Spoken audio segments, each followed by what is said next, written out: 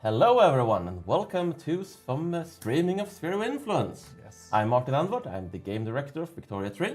And I'm Lino Claudius, I'm the game design lead on Victoria 3. Yeah, which is releasing, well, Victoria 3 already released a while ago, but Sphere of Influence is releasing in an hour.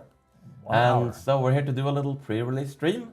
We're not going to be playing so much as just showing off a lot of features, looking at all the things we've been adding, both expansion and sort of patch features, and yeah, taking some questions as well. Taking some questions and of course spending the last hour of waiting with you. So, yes, exactly, because you know, we could release it right now, but that wouldn't be sporting. Nah, that wouldn't be fun. We need to tease our dear players. Cool. All right. So, let's hop into the game. Yeah. So we picked Great Britain because Great Britain, surprisingly, has a lot of it's a good showcase for a lot of the new features in Sphere of Influence, such as power blocks, the great game, and foreign investment, of course. And subject interactions. Yeah, subject interactions as well. So, yeah, we will actually just hop right away and try to give you an intro of everything we've been adding, because this update changes a lot. And it's also a good self-reminder because, it's we've been working on this one for a long time, and it's just like, oh, right, yeah, that wasn't the 1.6, that wasn't the 1.6. Yeah, no, it's been a while. For me personally, I don't know how long it has really been for you, but for me it's almost 1.5 years. Basically, since I started at Paradox, I've been working on this DLC. Oh, yeah? With breaks, of course, but... So you've been working on it forever? Yeah, pretty much. Cool. Anywho, let's hop in, and you know what? I think we can start by looking a little bit at power blocks, because that is kind of the headline feature of this expansion. Sounds lovely. So we can see this power block window here, this panel, which you can access on the left. And this is the British Empire that we're looking at, which is the power block that Great Britain starts with. Even if you don't own the DLC, this is what you will see. And if you want to take control of Great Britain, then you can even play as that power block. So what would you say a power block kind of is? Like, what does it add to the game? Yeah, what is it? So basically it is a great leader, whatever power that is, basically asserting their influence over the world, gaining leverage over other countries, getting them into their sphere of influence, and making some decisions about how this power block should function by switching out the identity pillar and also the principles, which give a very broad range of various effects that really change up the game and how you play it. No, definitely. I think a Sphere of Influence, I mean, the headline title and the sort of feature in Victoria 2 is a good description for it, but of course with a lot more. Exactly. It's sort of the base Sphere of Influence mechanics, which is like bringing countries into your market, etc., is all part of the free update, replacing customs unions, which was sort of our old Sphere of Influence mechanic, whereas all the power block with all expanded mechanics is taking that and customizing it in a lot of different ways. For instance, the British Empire has a focus on being a sovereign empire, which is a much more overtly imperialistic, like they're all kind of imperialist projects, but they're different kinds of imperialist projects. And they're different in how much do they favor the leader versus how much do they favor members. And sovereign empire tends to be very focused on the leader's needs above all else. It lets you vassalize small countries and turn them into subjects, but it does make it harder to bring countries into your power block, because generally speaking, they're not going to be as keen to become a subject as they might be to just join a trade league and enjoy economic benefits, even if that also comes with political meddling from the power block leader. Yes, exactly. And we can see this also being expressed in the primary principal groups that they have access to as a sovereign empire, where you can already see, like, one is about vassalization, so it allows different effects basically that have to do with leading a group of subjects, and the other one being exploitation of members, which, as the name says, basically makes the leader benefit while harming the regular members. So these are principles, right? Yes. How do you get principles? How do you get principles? So if we take a peek here at the mandate progress, you need a mandate to enable a principle. And the mandates generally come, you get more mandate progress with more members in your block. So the more members you have, the faster it will unlock the next principle for you to spend. And there's also, as you can see here, there's a tie-in into how strong of a power block you actually have. Which is counted from prestige. It's Yeah. the total prestige of all the members that gives you your power block ranking. Exactly. So you get sort of a base growth based on that. Yeah. And then you get from the power ranks of your members. Only minor powers, major powers, and great powers count. And the leader does not count. So if your power block is just you and your friend Bhutan, you're gonna take like 40 years to unlock a new mandate. Yeah, so you exactly. can't just be all by yourself unlocking powers. You actually have to Yes. bring countries into your power block. Yeah, exactly. And we can also see, of course, the cohesion, which is kind of like how well a power block is tying together, plays a role in this. Like we can see a minor malus here on the generation, and that can improve if you have actually very well and well orchestrated and coherent power block. Then you actually gain a pretty significant bonus here. And that is how you unlock mandates. And with these mandates, you can then spend them to either improve principles. Like here, I clicked on the vassalization, for example, and we can see I could upgrade this to vassalization 2 if I had a mandate available. But we also see colonial offices, for example, being mentioned here. And then also we have a bunch more in the other category, which you could unlock if you had a free slot. So what historical power blocks do we have in the game? Yeah, let's take a look. Because we have seen the British Empire, but what about the others? So we have a few power blocks. The best is probably actually this map mode. You can click all blocks, I think. Yeah, exactly. So here we have a pretty good overview over how the historical power blocks shape up. We can see the Zollverein, which is nice that I got to say it because Yeah, you're German. So we have the Zollverein for Prussia, which is nice. It's a trade league, which we can go into more detail maybe a bit later. We also have the Russian Empire over here, of course led by Russia with all their subjects. We also have an Ottoman Empire block, and then to round things out, we have the Metternich system, which is the block led by Austria, which is an ideological union. Yeah, a very conservative ideological union. Exactly. So they are, for example, very interested in keeping countries monarchies and quite authoritarian. Yeah. We actually have someone asking whether there's a French power block, and the answer is no. Yeah. Because the July monarchy was actually very neutral. Yeah. They trended to try to stay out of sort of international affairs in 1836 and just try to sort of not get ganged up on again. So it doesn't really fit for them to have a power block in 1836. Yeah. But you could make one. Yeah, exactly. What is nice about France that it has the potential to kind of grow into a very powerful force if you want to do so. France is a pretty good candidate if you really want to just start a power block from scratch, because they are already a great power, which makes it a lot easier to lead a power block then. Yeah, but let's try that actually. Switch over to France. Sure, let's do We that. can always switch back to Britain. But let's see what power block creation looks like. Yeah, let's do so. Same as before, you go to the power block panel and you can see all the existing power blocks that we just mentioned. And you can see, for example, the British Empire's on top, and then further down, for example, we have the Ottoman. But if you want to form your own, you just press this neat little button on the bottom, and then you get into this window. And here are some things that we can do. Of course, we can roll a random name, right? This is based on various factors like which culture, which areas in the game you actually own, stuff like that. But we can also, of course, call it our super block if we wanted to do so. Or the August monarchy. Yes. Oh my God, how do you actually spell it? August. August. Monarchy.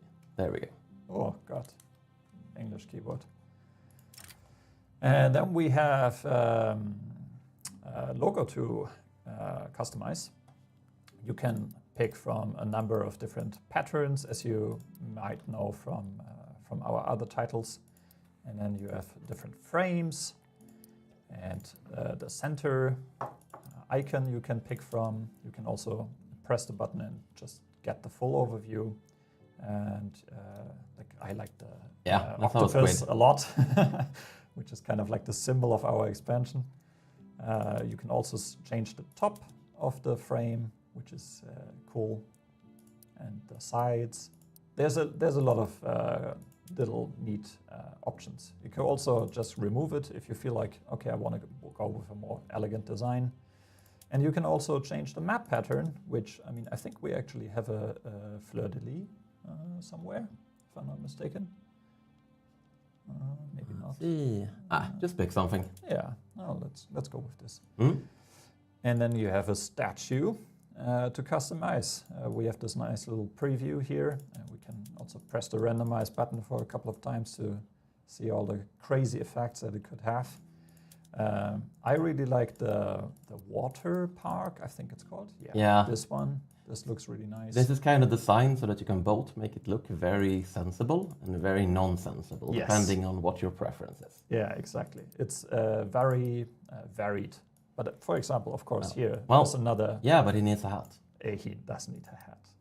Maybe a pickle Pickle helmet. helmet. Oh, well, Pickle helmet is kind of doesn't cool. really fit the French block, No, but no. sure, we'll Let's- go for it. Let's go with the pickle helmet. Yeah, no, as Martin said, there's a lot of variety here. You can do it as But of course, it fancy isn't just or about elegant. graphical customization, as fun as that is. Yes, the more important bits are found in here. So you can see these are the central identity pillars. We have 5 of them for Power Blocks. We have mentioned the Empire, of course, before. The Zollverein, being a trade league, is, as the name suggests, it's a more trade-focused identity. It's more of the friendly kind of variety. Actually, immediately starts with a customs union, Yes. which normally you have to unlock a lot of mandates to do that. Yeah, exactly. The Yes, way it's we insane, yeah. thought about the different identities is that each identity has a few principal groups, like the primary principal groups that fit with it, but each one also has a sort of unique benefit that you can't get unless you pick that specific identity. The Trade League starts with a customs union right away, and it also has a stronger market unification group than the regular market unification group. Yeah. So it's always going to be sort of better at unifying the market of the members than any of the others. Yeah. The Sovereign Empire has the vassalization power, where you can turn Power Block members into your subjects and over time sort of diplomatically expand in that fashion.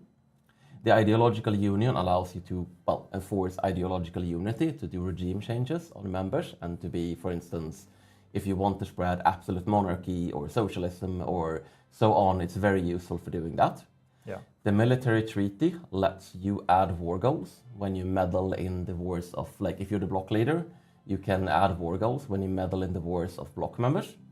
And the religious convocation allows you to force convert countries in your block to your religion so that you can sort of spread your religion across the map. Yeah, it's a very neat, especially in combination, of course, with the new map mode that we're introducing in the 1.7 update, which is the religious map mode, so that you can actually see your religion spreading across the world in a much nicer fashion. All right, I think you should create a power block. Yeah, let's do so. Let's why not go with ideological union?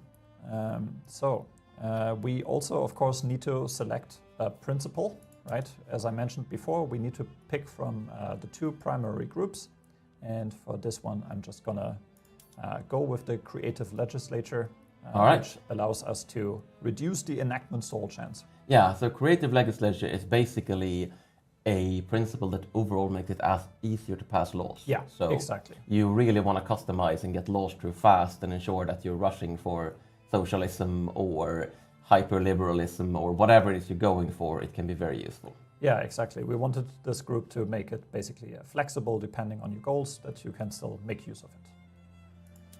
All right, so we've selected our principle and we can form the power block. Yeah. And now we can see a reason why it might not be an immediately good idea to form a power block the way we're doing.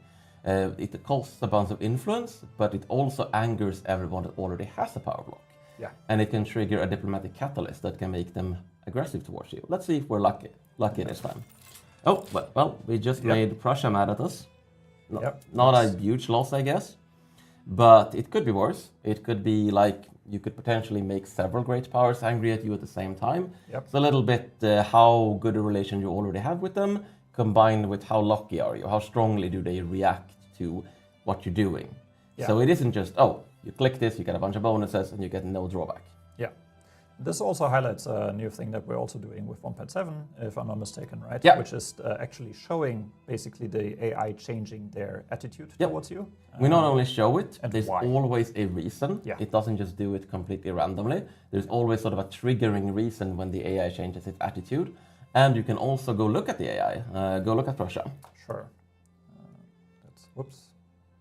I'm always waiting to... And then go shortly. exactly go to information, Yep. hover over their attitude, down there. Yep. And it will tell you that they adopted a strategic side due to France being part of different power blocks. Yep. So because you formed your own power block, they're angry at you. And this means that even if you missed a little pop-up telling you why is Prussia mad at you now, you can go back and actually look and find out. Because there was always underlying reasons when the AI got sort of angry at you. But a lot of the times you couldn't tell what it was. Yeah. They would just be mad at you and you would perceive it as well. AI just sucks, right? So we're trying to make it a lot more transparent and make sure that diplomacy feels better by making you able to understand why does a country like you, why does a country not like you, why did your ally turn on you, and so on. Yeah, no, I think it's a great improvement. All right, do we have anything else that we wanted with the new power block to show, or should we move over to another topic? I think we had a question about why, rather if a power block can change its identity over time. The answer is currently no. This is something we are definitely looking for the post-release though, because it does. We would like things like being able to transition from the Solvere into the German Empire without having to sort of disband and reform your power block.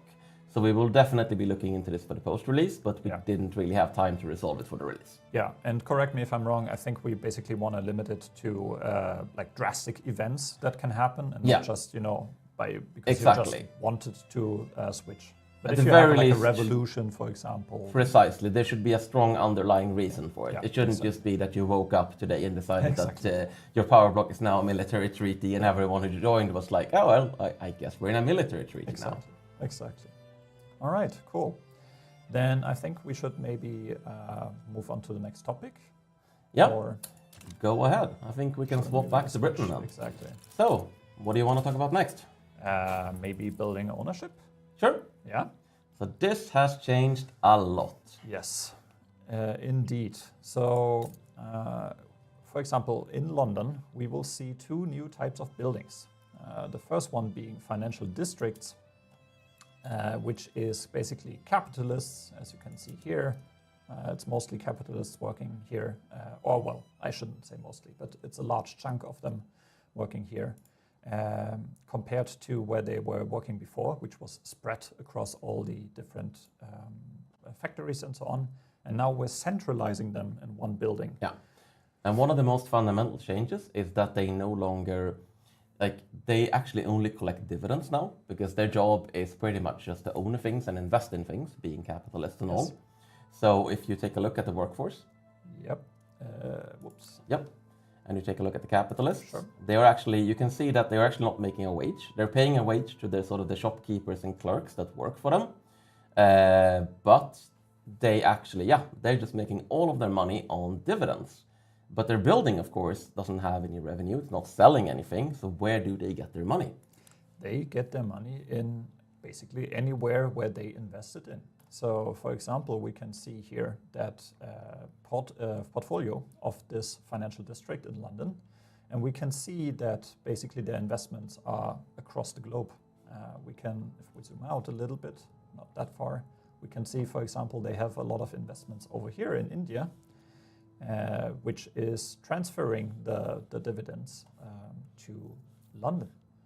So POPs can now actually reside in your home county and still make a living off which of exploiting other countries. And this, of course, is true for aristocrats as well. They do tend to be more local, but not when dealing with colonial empires, because you can also see that the aristocrats in London actually own something like half of India. Yeah, I mean, here we see the manor houses in London and what they own.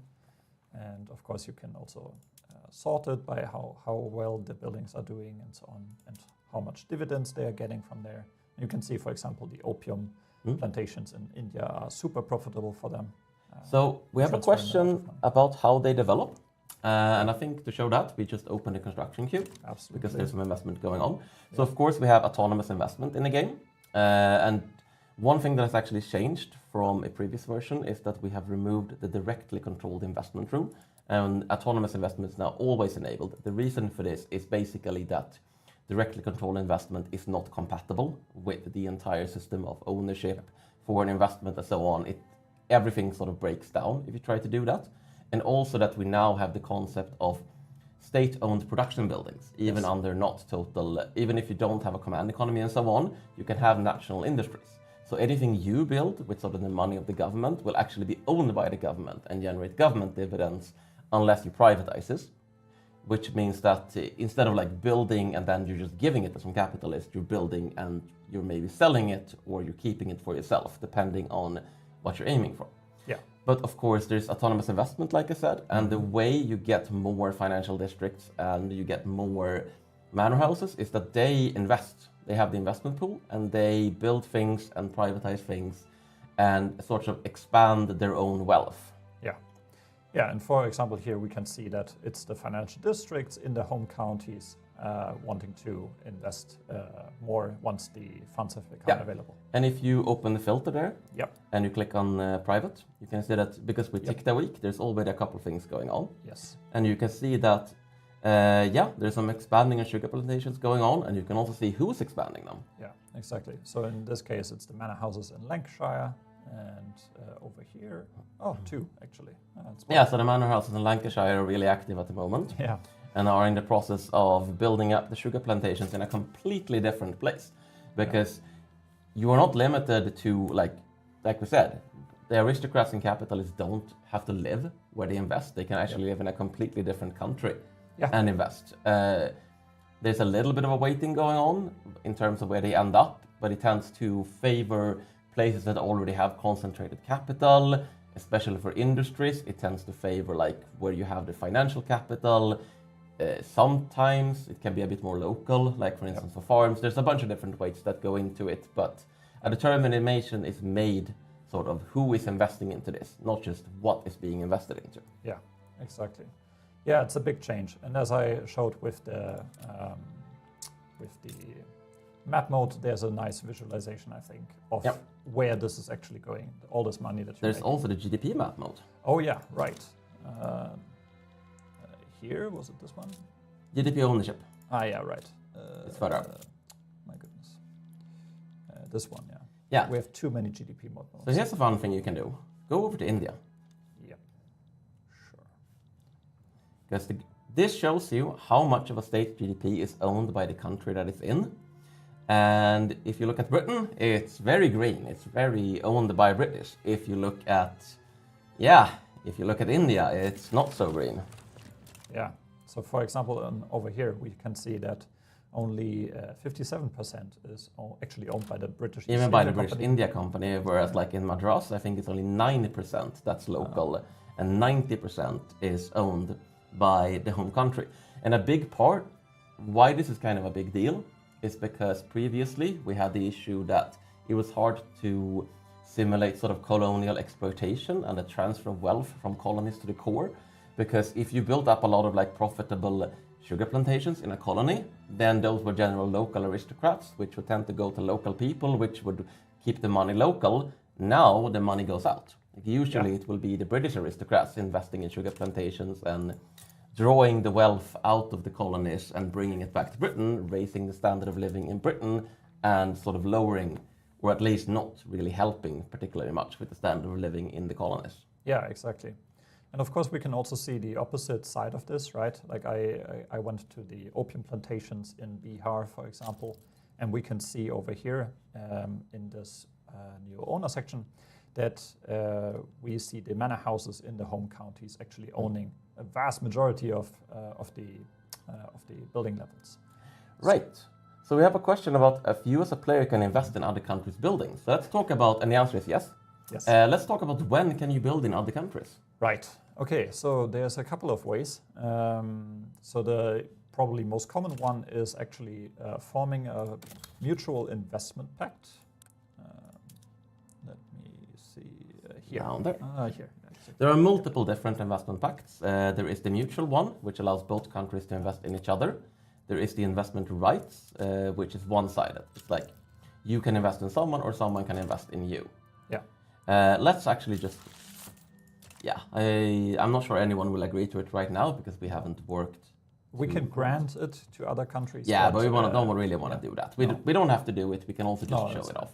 Yeah. We can also always invest in subjects. Yep. Let me actually just show that by. And here we should also mention the difference between the update and the DLC, because most of all of this is free. The entire building ownership rework, everything with the manor houses, everything with the financial districts, etc., is free. Yeah. And you can always build in your subjects. But with the expansion, you also unlock all the investment packs, the ability to invest via power blocks and so on. So that is part of the expansion. Yeah, exactly. That is the definition. So the base mechanics that we showed off, especially in the beginning of this, are all free. And then if you want to go a bit further, then the DLC is the place for you. Yeah. So now, for example, I've queued a textile mill over here in Hyderabad. We can see it over here. Yep. And once that's built, that is going to be owned by us, Great Yeah, Britain. by the British government specifically, so exactly. not by British investors. Yeah. You can also definitely foreign invest as a country and own essentially quotation marks nationalized buildings, but they're in other countries. Yeah. And another way to invest is via the power blocks. Let me see, where is it?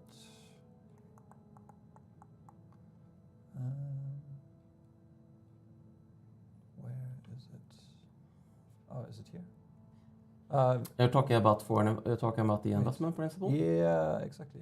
Am I blind? I'm not. I don't see it. Foreign investment. Oh, right over there. here. You are blind. Yeah, I am blind. We have now we have definitively answered the question: is Lino blind? And the answer is yes. I mean, I'm wearing glasses for a reason. I should really see optician. Whatever.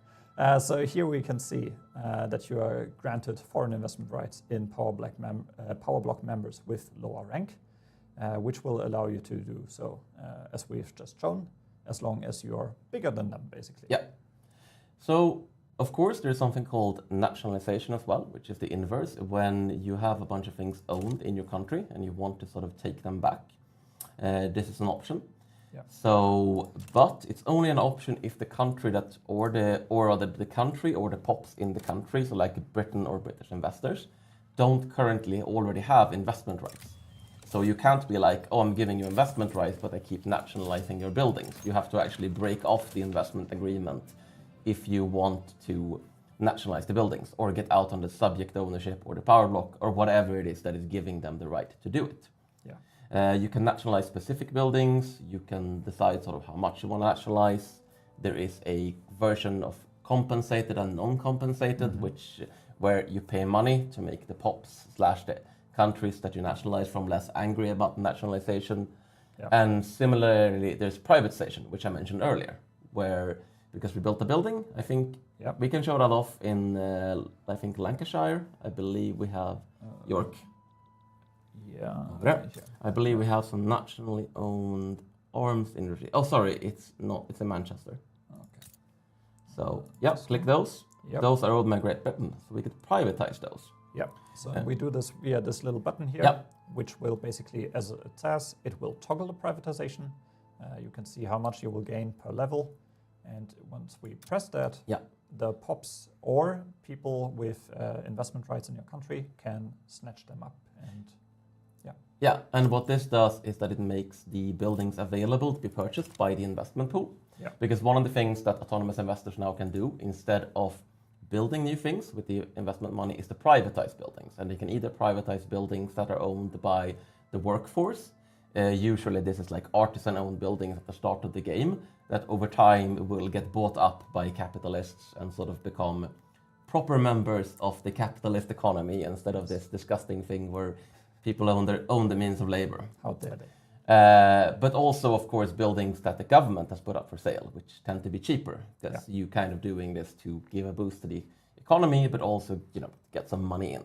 Yeah. So one very valid option is, of course, to keep building, but also keep selling everything you build. Yep. And also, if you're on the laissez-faire, you don't have an option.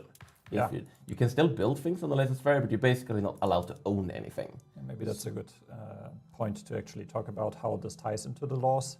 As Martin just mentioned, for example, here we see that you can't actually nationalize, and also the privatization is forced. So everything that you build will be automatically be put up for sale. And there's some other attributes in these other laws that are playing a role as well. For example, here we can see the government dividends efficiency, the nationalization investment return. These are important metrics for how efficient you are at nationalizing and so it's getting money. Overall, we'll try to make the economic laws feel a lot more different now, so that interventionism is kind of the baseline. You can go in different directions, and of course, under like command economy, you will be everything is going to be the public sector, and you're going to rely heavily on government dividends. So that's more efficient. Running a massive public sector under interventionism is not nearly as efficient. It ends up basically destroying a bunch of money because the law isn't optimal for it. So usually under interventionism, you might want, for instance, gold mines, arms industries, and other like very profitable or very critical buildings to be run by the government, because the government can then also easily take out the losses, you can ensure employment and so on. Yeah, exactly. Another interesting one is, of course, the cooperative ownership, which we can see here forces collectivization, which is basically the return to laborers earning what they work for. So this is basically starting a process which over time will convert your economy more to a worker-owned economy again. I also saw someone ask in the chat about what happens when states are conquered. And the answer is different depending on, like with the ownership. So for instance, let's say that someone was to conquer London. Right. What happens with everything that's owned by POPs there? What happens with everything that's owned by the government there? Right. And the answer is that anything owned by the government that the state was conquered from is given to the conqueror. So like, if we own a bunch of buildings in London and France takes London, those are French buildings now. However, the private ownership is not touched initially. Like, there's no immediate seizure of everything, because you might not actually want to do that depending on who owns them. It might not just be British investors. It might be that you have conquered a state elsewhere in Europe and there's a bunch of British investors there and you're friends with Britain. Yep. So maybe you don't want to piss Britain off by immediately seizing all the British-owned buildings. Mm-hmm. So what happens there instead is that when a state is newly conquered, there is a very steep discount on how much it costs to nationalize, the impact and so on. There's like a period where it's essentially seen as okay to nationalize and seize things. You're still going to get penalties, you're still going to get relations hits, but they won't be nearly as severe as if you do it without there being this sort of underlying, this is our territory now. Of course, we're going to make some changes. So it's actually up to you whether, and of course up to the AI, up to how much do you actually want to change the ownership of things when a state is released. Yeah. And there's also, of course, some AI tweaks for this. Particularly if you liberate a country, they're going to be very keen to nationalize any buildings that are owned by the country that they were liberated from, or rather by POPs in that country, because otherwise it's like, yes, we got independence from Austria, but the Austrians still own everything. Yeah. Which is an interesting dynamic, but they will try to at least fight it. Yeah, exactly. Again, it's kind of starting a process rather than having immediate, huge monumental changes at once, which is very nice. We're also being asked, if you build a laissez-faire, will you get money from the capitalist for the building? So what will happen is that the building will be put up immediately for sale, and all profits from it will be going into the investment pool, because you're not supposed to own things, so you're not supposed to collect profits from them, as a sort of waiting period. Then it just goes in the investment pool. When a capitalist buys it, then they will pay you for it. So it's not going to be as much as it costs to build it, so you're still going to be sort of running a loss by building things and then selling them at discount prices to the investors, but it is, of course, a good way to grow your economy. Yeah, exactly. Yeah, you will find, I think, this has drastic changes across the whole game, basically, because the impacts on the simulation are very drastic. This is I would argue, one of the biggest changes. I we've would done say it's since the single release. biggest change in the entire update. It's definitely the one we spent the most amount of time on. Yes, we showed it. Particularly trying to make it performant. Yes. Which we did. Yes, we did. We did. Performance is looking not too bad, which is always pleasant to see. Should we maybe move on to another topic? Sure. We have a lot of more topics to go through. Excellent. All right, then you can pick the next topic. I do see a topic here in the outliner. The lobbies. Which we should probably talk about. Yes, we should. But actually, you know a lot more about them than I do because you were a lot more heavily involved in them. Yeah. Maybe you want to take this and Absolutely. talk a bit more. So what lobbies are is essentially your interest groups having opinions on diplomacy. You will get interest groups forming lobbies. You can think them a little bit like parties in that they're a collection of interest groups, but the difference is they tend to be more sticky.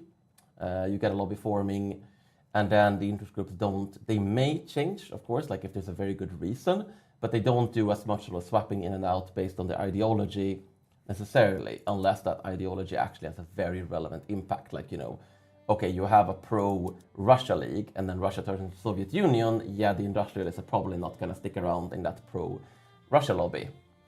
But otherwise, they're meant to be sort of highlighting important countries for you and countries that are important for your IGs, both in a sort of they like them and they don't like them fashion. Yeah, exactly. Another very common use case is with subjects. Subjects will always have a pro-overlord lobby and one against them, if I'm not mistaken. Yeah. And maybe we should actually showcase this by quickly switching to the British East India Company so that we can show this also. Okay, why are they not showing here? They might not actually start with lobbies. Okay. All right, my bad. I thought they were. Yeah. No, they work a little bit. They're relatively similar. You tend to have a pro-overlord and anti-overlord lobby. Regardless, what lobbies essentially do is that they want things. They want you to have a good relationship or a bad relationship. Anti-overlord lobbies want more autonomy. Pro-overlord lobbies actually want less autonomy. So they generally actually want you to eventually be annexed. So they don't tend to be your friend unless that is somehow your goal of your game. And if you sort of do what they say, they will get happy. If you don't do what they say, they will get angry. And this, of course, influences how much the interest groups that are part of them like you. Yeah. So, for instance, if you let's say, and how you can use this, let's say that you have the landowners, and the landowners are being the landowners and saying no to absolutely everything that you want. But the landowners actually really, really, really hate Prussia. Mm. So, what you can do is you can think about this and you can look at, well, what can I do to also hate Prussia? To make the anti-Prussian lobby happy, to make the landowners happy, so that the landowners will let me have something. Right. And here we can see in the lobby, if you just open the interface for them, you can see the actions that will increase their appeasement or decrease their appeasement, depending on these actions. You will see these their value change. Yeah, and lobbies are part of the update, but if you also have the expansion, then lobbies also have opportunities and demands, which they can do, where they basically, an opportunity is that they come to you saying, hey, we sort of work this thing out, where, for instance, let's say you are Britain, because we're Britain, and your relationship with France is bad, because it is. And right now, you can't really fix that relationship, but you have a powerful pro-French lobby, and they have sort of worked with their connections in the French government to set up the ability to end the rivalry or form some sort of trade deal, work to fix the relationship or get some sort of diplomatic pact you wouldn't be otherwise get. An opportunity is meant to not be difficult. It's meant to be something that they are letting you do that you wouldn't normally be able to do. But of course, it will make them happy if you agree to it. Yeah. If you don't agree, they will actually they won't get angry about it because it's just, hey, it would be nice if you did this, and also we kind of fixed it for you. Yeah. So this is meant to also, provide a little bit of interesting rough edges in diplomacy, where suddenly something becomes possible that wasn't because of a lobby existing. Yeah, right. They, if you're familiar with the government petitions, they work a little bit like that. And just like Martin just said, we basically increase the IGs having opinions on other countries, and that makes it for a lot more dynamic gameplay. Also, as part of the expansion, there is a new diplomatic action related to lobbies. So we can quickly show that off. Yep. It's called Fund Lobbies. Yeah. And, okay. Sorry? We don't have any, we don't have any influence at the moment. So. Oh, yeah. But if you open up another country instead, open up Belgium, for instance. Belgium. Yeah. So let's say that we really want to make Luxembourg like us as Belgium, because we're sort of angling to switch from them. Not the Netherlands. No, they don't like us. But Luxembourg. Luxembourg. Yes. Sure. So what this does is that it pays money from your treasury over time to the actual POPs of the target country. It does not pay to the government of the target country. So Luxembourg government doesn't get anything, but Luxembourg's POPs actually do, based on their sort of political system. So under autocracy, for instance, it tends to be only the elite POPs that are paid. If a country is more democratic, then it's more spread out. But regardless, you are basically bribing the people of Luxembourg to say nice things about you. Yeah. And this can cause lobbies to be created over time, which favor you. It tends to counteract lobbies which disfavor you being created. And it also strengthens existing lobbies in the country and gives a chance that more interest groups will join them, so that you can sort of you can work over time to sort of build up a permanent pro-you base in another country. Right. And also anti-your rivals, because it also has that effect. It has the opposite effect on any lobbies targeting your rivals. It makes, then you're not just paying for them to say nice things about Britain, you're also paying for them to say horrible things about France. Yeah, as they should. I mean, they better stick to us. We can also see, on a side note, we see also more leverage generation from political lobbies, which is, of course, leverage is the thing that you need to raise if you have a power block in order to convince them to join you. Yeah, right. But we didn't actually show leverage at all. Yeah, wow, exactly, that was too much to talk about. Yes. Let's super quick switch back to Britain and do this, because there's a very cool tooltip, and it would be an absolute shame if we didn't show the coolest tooltip in the entire game. That is exactly the bridge I wanted to build here. Belgium. We can just look at Belgium. Sure. Let's look at Belgium. Whoops. Nope. That was... You did it wrong. Yeah. Oh my goodness, I thought... Just leave it alone. Yeah, now. I know. Stop clicking. I am not usually that clumsy. So leverage. Go ahead. Leverage. So we did some changes compared to what you may have seen on the dev diary when we first talked about this. Leverage is, as I just said, the thing that you want to raise as much as you can if you want to convince a country to join a power block. And over here, taking Belgium as an example, we can see the current leverage distribution, which is heavily in Belgium's favor, actually, because there's a leverage resistance, which is basically the country's capabilities of keeping independent. And then you can see all the other power blocks that actually have a little bit of a say in their politics and diplomacy. And then you can see predicted leverage value, where you can see, okay, Belgium's share will actually drop quite significantly, and the power blocks will gain more leverage influence over time. And the way leverage works is that it's a value that it calculates a target, which is based on how much of a share do you get of the sort of total possible leverage of a country. So it's a zero-sum game. If you increase your leverage in Belgium, you're also indirectly decreasing everyone else's leverage in Belgium. Yes. So that's why you can see sort of the bars adding up. Exactly. It's based on a lot of different things. It's based on relations, culture, proximity, diplomatic deals. For instance, you can guarantee them, you can bankroll them if you have an obligation on them. So there's a lot of different things that give leverage. Lobbies and... Leverage is a huge part. If you can get a powerful pro-EU lobby, then you're going to get a ton of leverage. Another very important part is tying into something else that we talked about earlier, which is the economic dependence, which is the result of how much of an investment Great Britain, for example, has in Belgium. So if you, as Britain, own a lot of buildings in Belgium and make up a lot of their GDP and kind of like the demands that their market has, that will improve your economic dependence, or rather it will make them more dependent. It will make them more dependent. Yeah, exactly.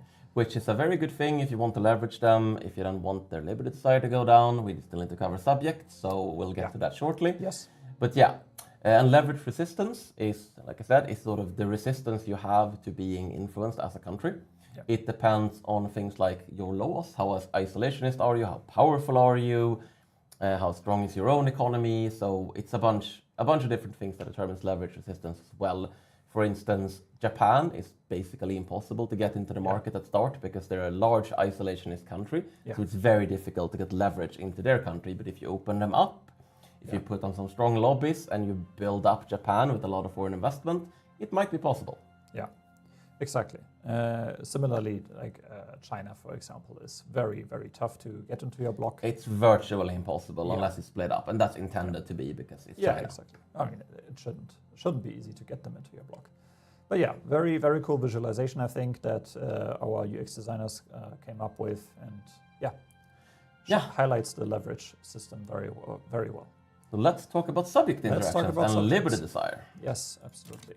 So we have this new overview in the subjects tab, which you can find in the diplomacy panel.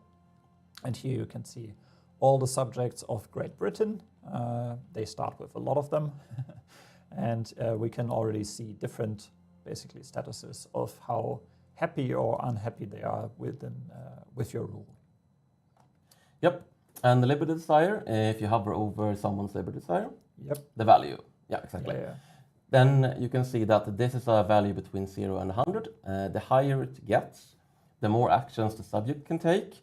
The lower it gets, the more action the overlord can take. So like if it's low, then the overlord can decrease autonomy, eventually annex the subject and impose more things on them. While if it's high, the subject can sort of try to get more autonomous. They can get support of it for their independence, which is a new action where countries can support the independence of a subject, and subjects can also support each other's independence and rebel together. Yeah, a very cool improvement. And the way it grows over time depends. Can you bring the tooltip back up? Of course. Depends on a whole bunch of different factors. Of course, there's some base growth. The British India Company gets some special reduction because it's the British India Company. It's going to collapse if it doesn't have Britain. Of course, relations, relative prestige, economic independence, which you can actually see that British India is a little bit independent, and that's mainly because they are a massive supplier of goods to Britain. So even though they get a bunch because the GDP is partially owned by Britain, they also lose a little bit. Yeah, exactly. And for example, we can maybe, because I just saw it, we could, for example, annex the Cape Colony here because we have reduced their liberty desire to 0 and they were already a puppet. Yeah. And then we could basically make them part of our country. But of course, also, this would have some consequences. Of course. Well, unless they accept, which they currently would have a decent chance to do. So fair enough. If you want to bring South Africa back in. Maybe I can actually just try and see if they, All right, if they're willing to. Let's see how lucky you are. Let's see. They have accepted. All right. But let's also show up the subject interactions, because there's a lot more to than just autonomy and like liberty desire. Yeah.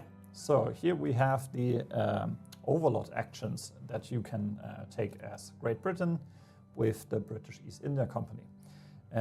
Of course, we have fairly simple things like the subject payments, which basically determines their share of how much they need to transfer to you, which you can raise or decrease. And of course, they will have the opposite effect on liberty desire. For example, if you reduce them, you will see there's a reduced liberty desire increase, which is opposite for the raise.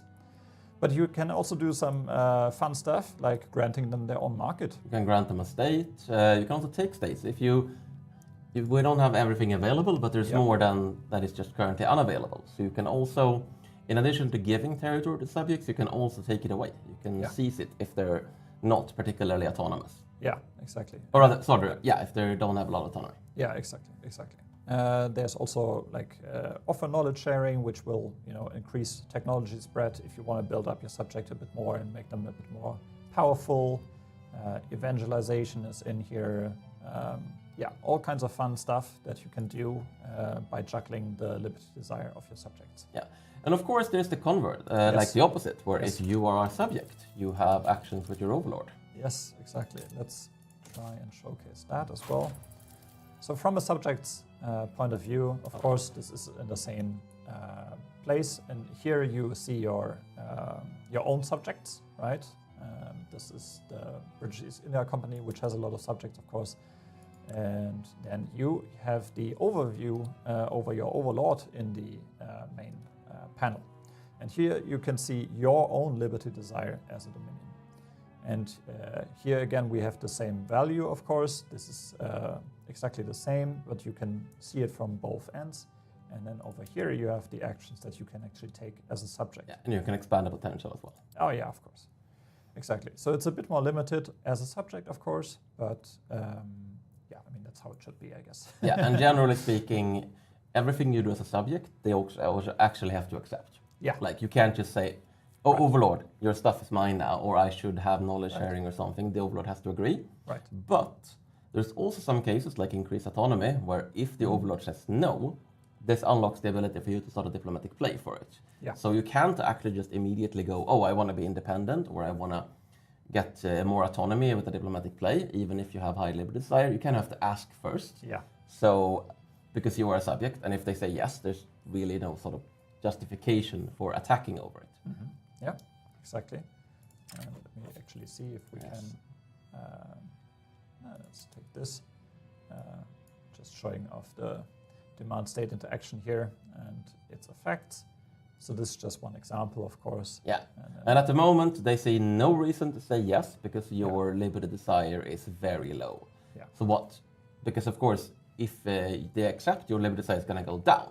So liberty desire isn't just an AI mechanic. This mechanically limits you in what you can do. So liberty desire matters a lot even for the player.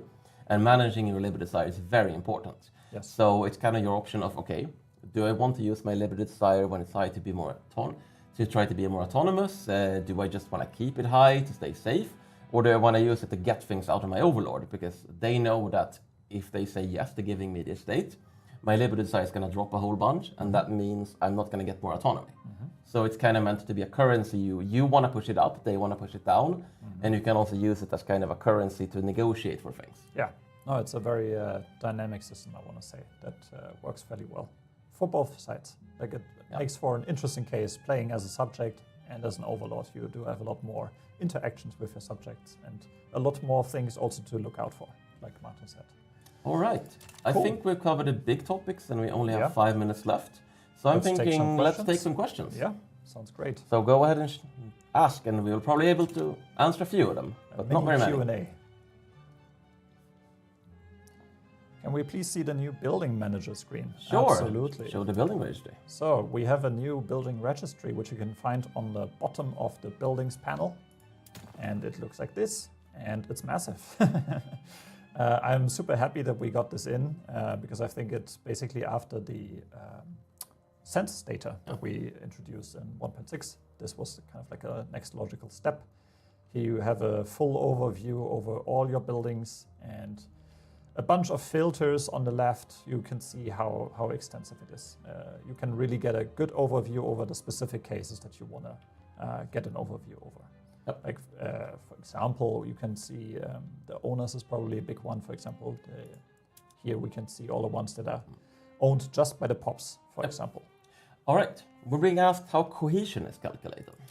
Yeah, cohesion is calculated depending on the power block. So if I hover over here, for example, for the British Empire, we can see a few things that are shared across all the power blocks. Like, of course, there's a base value. And also, I believe the prestige has been made a general one. But then we see some specific ones. So for example, here we can see it's marked as from the sovereign empire. Depending on the highest liberty desire of a subject of your power block, you get a penalty. So as the leader, as Great Britain, you will want to keep the liberty desire as low as possible so that your block stays cohesive. But that might be different reasons for the Zollverein. So for example, in here we can see marked with Trade League, the lowest economic dependence of a power block member compared to the leader is a big penalty provider. Yep. So each identity has a different calculation. Exactly. There's a lot of questions about performance. I'm gonna do a big caveat. I will answer them, but I will do a big caveat here and say that when we test performance, we only have access to our own sort of internal machines and internal statistics. So I can only speak for what our tests run, not what exact experience you will have on your own hardware. Hopefully it should definitely be faster, but in our tests, when we have been running sort of overnights of 1.7 compared to 1.6, this has also been confirmed a little bit when we've asked some betas and others to try it out. And that is that overall, playing the entire 100 years, we've seen about a 20 to 30% speed improvement, which is most notable in the late game. Yes, exactly. And as far as we can tell, the effect is bigger on slower hardware than on faster hardware. So that there should be a substantial performance improvement to the game as a whole, especially in the late game. But again, I cannot promise this will be the case on every single hardware setup out there because we can't test every single hardware setup out there. So if you're having actually slower performance or issues with performance, please let us know, and please come to do the hardware survey on our forums, because we really need feedback if performance is still an issue, is worse than it was before. That shouldn't happen, but it might happen, in which case we need to figure out why. Exactly. It should be an edge case, depending on your hardware setup, if that actually happens to you. But like Martin said, reach out to us and we will then try and address it. But for most players, with the big disclaimer, it should be a fairly substantial improvement. Yep. All right. I think all the questions got scrolled away by people being excited about performance. Yeah. Can you scroll up a little bit on that one? Let me just go up here. All right. Yeah, I've seen a bunch of questions about my outfit from the announcement stream. Unfortunately, I had to give that back because we only borrowed it from the Swedish vendor. Yeah, no, it wasn't. It was the Swedish TV. Okay. That lent it out. So we borrowed it from Swedish TV. Oh, nice. It was very cool to be in their big storage with a lot of different clothes. But no, I would love to have kept it, but there was no option for that. Great. Let's see what else. What if Great Britain has a communist revolution? What happens to subjects? If generally speaking, when a revolution wins, subjects declare independence. Can you conquer financial districts and take other countries' capitalists? The answer is yes. Yes, you can. If you conquer a state which contains a bunch of financial districts that own a bunch of things, well, they're your capitalists now, and they still own all of those things. Yeah, right, exactly. And I think I saw earlier, subject will always be in the same power block as you are, just FYI. Yep, always. And also always in the same market that you are, unless you specifically grant them the exemption of being in a different market, which if the AI is cut off, it will typically ask for it. If a subject just can't be in your market for whatever reason. And it's a very good way to let them, because subjects that are cut off from your market will get a lot of limited desire. Yeah. I see similar to the performance, I see a question about the multiplayer stability. Again, with a similar disclaimer, right? We can only test it on our end, of course, with the limited hardware setups and so on that we have. But we have seen a pretty significant improvement to stability. Overall, we've really tried to fix a lot of the issues. But similarly, we need your help if it's not. So if you're still having issues, make a bug report, let us know, because of course we want it to be as stable as possible. Yeah, exactly. And I think that might be our time. Yeah, I think that's everything. So thank you guys for watching. I believe the game is, or rather the expansion is just about to release. Yes. So really you should be getting out of here and playing it for yourselves. Yes. I can't wait to read all the feedback. Bug reports, of course, there will be some, I'm sure. But yeah, I will be hanging out on the Discord. So if you want to have a chat and ask some questions, then I will be there. And yeah, reach out with your feedback. That's everything then. Bye, guys. Goodbye. Peggy 12.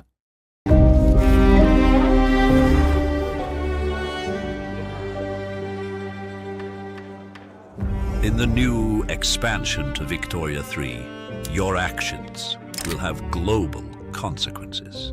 Use your prestige as a great power to create your own power block and make the entire world listen to your choices, your ideology. Pull other nations into your orbit through diplomatic skill and economic leverage. With new diplomatic options, you can further impact other countries without firing a single bullet. Stretch out your influence and have both subjects and rivals dance to your tune.